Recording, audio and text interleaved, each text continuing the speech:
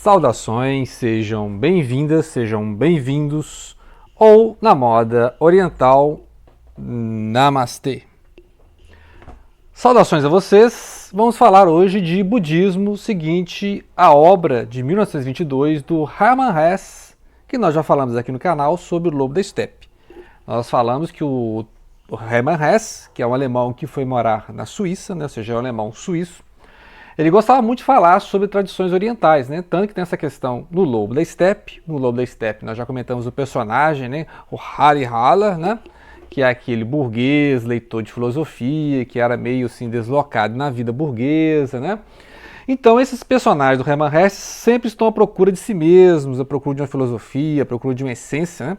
No mundo cheio de turbulências, no mundo cheio de incertezas, né? Um mundo de mudanças. Época de Primeira Guerra Mundial, Segunda Guerra Mundial, né? Ou seja, início do século XX, depois da industrialização do século XIX, etc. Né? Então nós já analisamos alguma coisa en passant lá no Lobo da Estepe, que nós vamos voltar para falar do enredo. Bem, nesse livro eu vou dedicar 2 vídeos para falar do budismo, né? Nós já falamos de literatura e religião, quando comentamos o Nome da Rosa, comentamos o Evangelho segundo Jesus Cristo, né? São obras, a voz sempre está falhando. São obras que abordam a religião, então, ou seja, no enredo da obra tem religião. E, por exemplo, budismo, quando eu era adolescente, quando falava Nirvana, a gente achava que era uma banda de rock, né? A banda estadunidense, né? de grunge, né?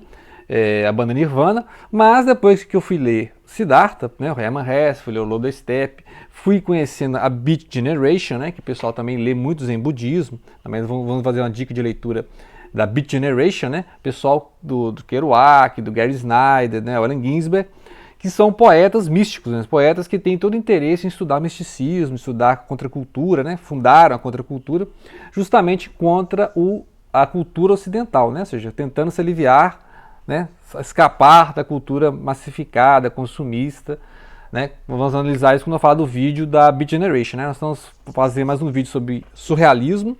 E aí vamos fazer um vídeo sobre a Beat Generation. Mas vamos voltar então, passando esse preâmbulo, ao Siddhartha. O Siddhartha, nós vamos acompanhar o Siddhartha, que vai encontrar um outro Siddhartha, que é o Gautama, né? Então o Siddhartha Gautama, ele se tornou o Buda. Buda, né? O iluminado, o desperto, não é um nome de pessoa, é um título, né? Igual Cristo. Cristo significa ungido, né?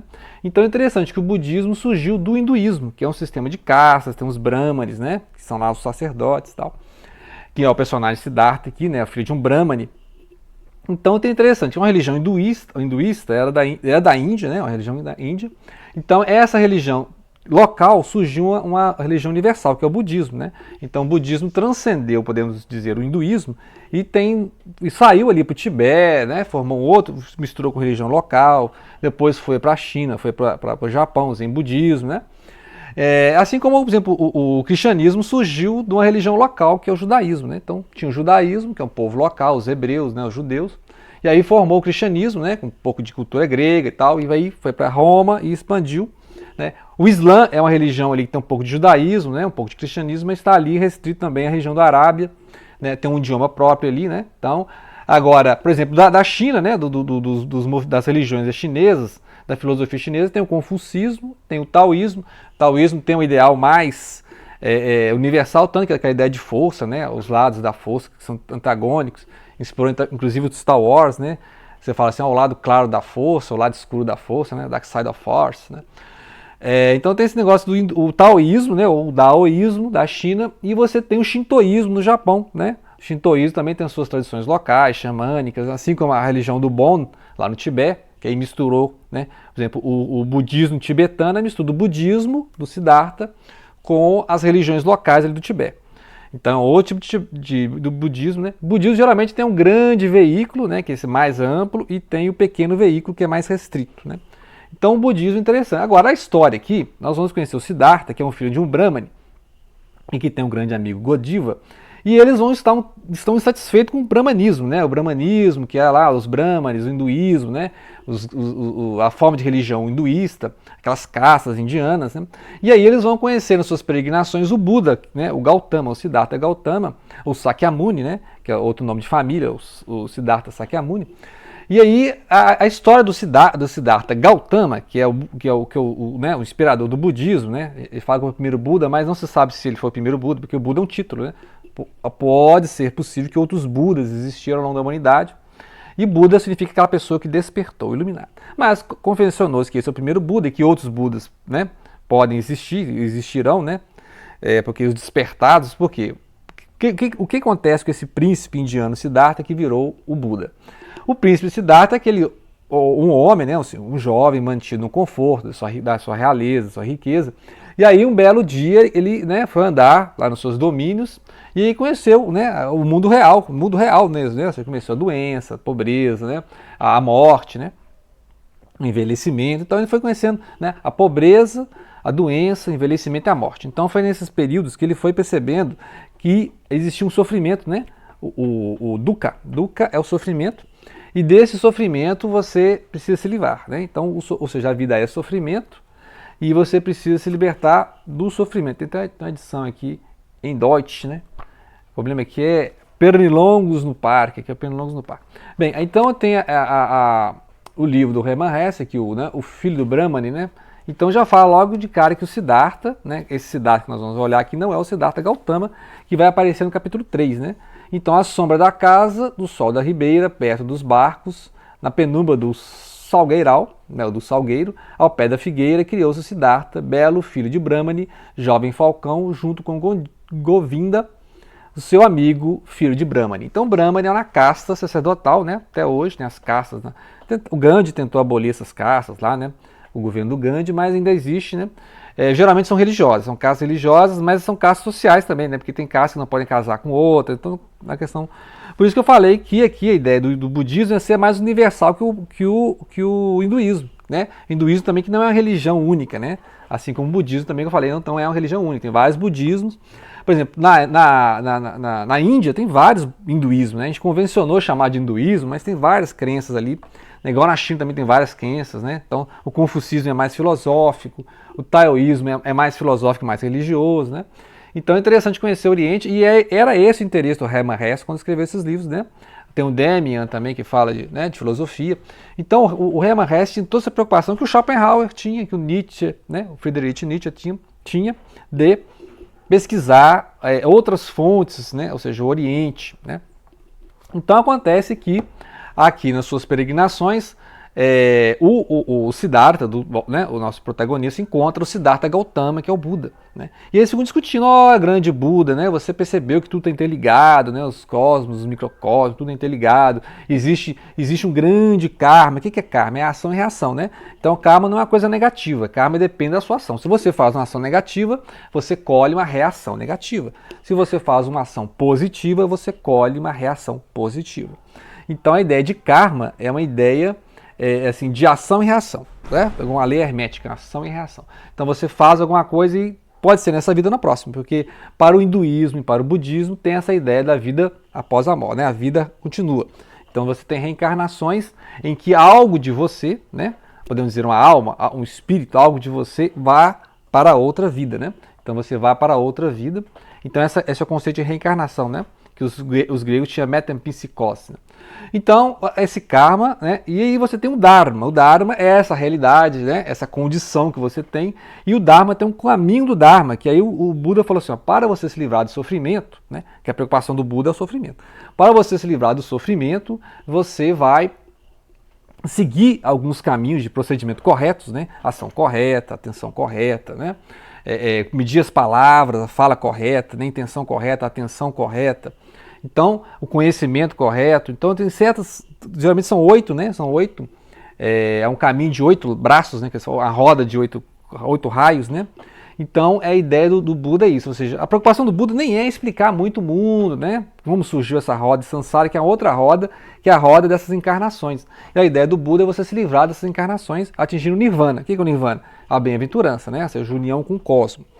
Então, você para de sofrer. O Nirvana parou de sofrer, né? Então, esses conceitos, o karma, o dharma e o nirvana são centrais para entender o budismo. Né? Nós vamos ver hoje, no próximo vídeo. Então, ele vai conhecer e vai falar assim, mas Buda, como é que a gente vai fazer para se livrar? Né? Se tudo é ação e reação, tudo é interligado, tudo tem tudo tem causalidade, onde é que nós vamos encontrar essa lacuna, né? Esse pequeno espaço onde que nós vamos romper isso? Por quê?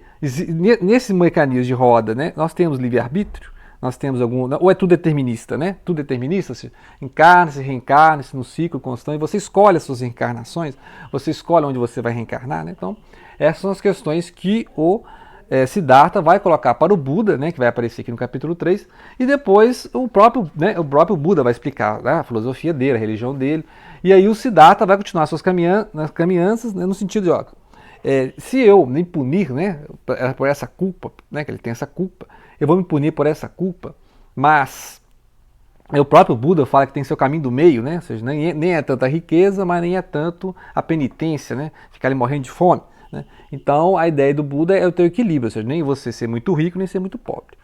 E aí ele vai depois encontrar na parte 2 a Kamala que aí vai ser a ideia da mulher, né? Sempre assim, aí tá aquela ideia da pureza, né? A ideia assim, meio homem separado da mulher, mas aí na parte 2 vai surgir a mulher, ou seja, ele vai querer conquistar essa Kamala, que é uma mulher lá, uma cortesã, uma dama da sociedade. E aí o Siddhartha, né? Vamos ver então o que vai acontecer com o Siddhartha, se ele vai conquistar a Kamala, né? Etc. Então, dica de leitura, né? Estou só começando o budismo aqui. Depois eu vou trazer outros livros sobre o assunto. Dica de leitura, então, Jack Kerouac falando da vida do Gary Snyder. Só que o Gary Snyder aqui tem outro nome, né? Ele renomeou as pessoas, igual ele fez do On The Road. Isso aqui é uma continuação do On The Road. Né? Ele publicou On The Road em 57, sendo que ele escreveu isso em 47, 48. E esse livro de 58. Né? Então, ou seja, é uma continuação do On The Road com outros nomes, que ele muda os nomes dos personagens, que são pessoas reais, né? Por exemplo, o Ray Smith é o próprio Kerouac, né? Que lá no On The Road era o Sol Paradise. O Gary Snyder aqui é o Jeff Ryder. E você tem o Ginsberg aqui, né? Que era o Karl Marx, né? No On The Road, aqui vai ser o Alva Goldbook.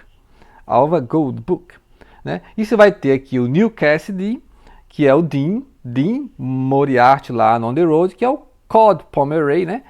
Claude Pomeroy é o nome que ele vai dar ao Neil Cassidy, né? Que depois ele vai cismar de fazer só Pomeroy, né? Pomeroy. Então ele vai continuar aqui e vai trazer uma continuação do On The Road, que o On The Road está ali na virada, né? 47, 48 até 50. Aqui já está em 55, que é aquela renascença poética de São Francisco, né?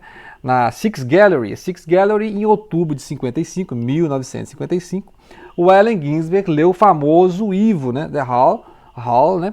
Que é o Ivo, a tradução aqui do nosso amigo, né? Que nos deixou recentemente. Olha o branco, hein? Olha o branco aqui. O Cláudio Villa. O Cláudio Villa nos deixou recentemente, né? E ele fez a tradução do Ivo. A tradução aqui do Siddhartha é do Herbert Caro, né? Se não me engano, mesmo traduziu lá o Montanha Mágica. Nós estamos relendo. Falta terminar, né? Falta terminar de ler a parte final do Montanha Mágica. Tem umas 200 páginas lá. Da Herbert Caro. E aqui, essa tradução, deixa eu ver, confirmar. Quem que é essa aqui? É Anaban. Então não é o Peninha, né? O Peninha traduziu, né? O Peninha traduziu o On The Road. E essa história então vai continuar e vai mostrar essas experiências, né, místicas, religiosas, gnósticas, né, Kabbalah, que tem lá a vida do Allen Ginsberg e do Gary Snyder. O Gary Snyder está vivo até hoje, né, da geração Beat, e eles vão trazer essas experiências, né, com expansão da consciência. Naquela época, né, algumas substâncias eram usadas para essa expansão da consciência. Não é igual hoje, né, que é uma coisa totalmente de contravenção, mas naquela época não era usar a substância pela substância, né, era a ideia de expansão. Por isso que gerou muito aquela contracultura, questão hippie, né, que é os hipsters, né, hipster dessa época. Então, ou seja, a geração de 50 gerando toda a contracultura para a geração de 60, aí que vai vir depois, né, os gurus dos Beatles, né, os Rolling Stones, né, The Doors, Grateful Dead, né, e aí vai a galera, Led Zeppelin, aí vai esse pessoal mesmo que vai curtir essa cultura, que é uma contracultura, né? O rock and roll, o hard rock, que aí vai ser os anos 60, 70, até que os anos 80, né? Aí comercializou tudo, né? Então o rock foi absorvido nos anos 80 e já gerou outra coisa, gerou punk, pós-punk, né? O heavy metal e tal. Mas nesses anos 50 tinha toda a preocupação poética, mística mesmo, né? Então fica a dica de leitura, depois eu vou voltar no enredo, nos personagens desse livro, que é basicamente os mesmos personagens lá do On The Road, né? Que seria uma continuação. Só que como ele muda os nomes, fica difícil, né? Eu tenho uma edição do On the Road, né, que é o manuscrito original, em que ele mantém os nomes, né, dos amigos, dos poetas, mas aqui você tem que pegar uma chave para você ler, né? Os Dharma Bums. Dharma Bums seria os andarilhos do Dharma, né? Aí aqui na tradução é os vagabundos iluminados, né? Foi uma boa, né? Boa tradução. Mas fica aí a dica, então vamos voltar depois ao Siddhartha e vamos depois, futuramente, fazer mais um vídeo sobre os vagabundos do Dharma, ok? Grato pela atenção, não deixem de compartilhar.